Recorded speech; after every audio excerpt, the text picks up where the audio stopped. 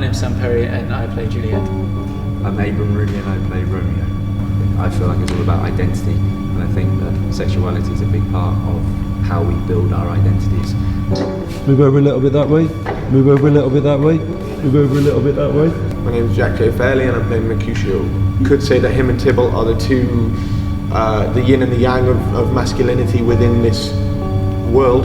Tybalt representing a sort of feigned masculinity that is perceived to be the way to be a man, and that is very sort of heteronormative, whereas Mercutio is, there he is. He represents a person in everyone's life that they've come across, I think. I certainly have. I've met many Tybalts in my time. There are very real relationships forming during the play, and probably ones that you weren't expecting. In 2017, I think homosexuality in sport is one of the last taboos in society. Live music is always interesting. You get there's something about being in the room with an instrument that is not replicated in a recording or in a film. There's just something about being there. You feel the vibrations or the atmosphere, and that sort of ties in with being in a football stadium. Very few sportsmen come out as gay.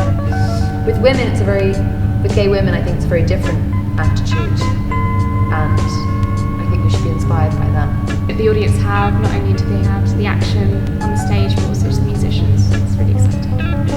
It's not like you're in it for the 4 hours, you're standing, you're just having a different experience, and it happens to have lovely words.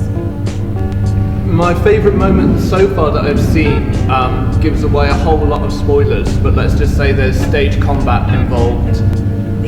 There's a point where what has been a very male-dominated stage That was lovely, wasn't it? very suddenly is filled with women. Should I hold a football? I'm Andy Bewley and I'm the director of Romeo and Juliet at the Union Theatre.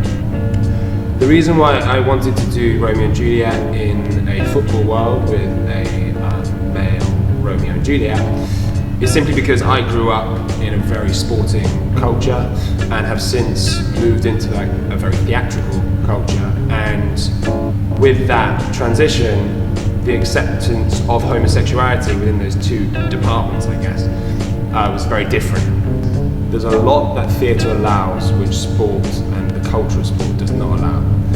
And I think if we somehow manage to convince 10 or 15 people to have a different understanding of what homosexuality was, then we might do a very small step towards changing an entire institution.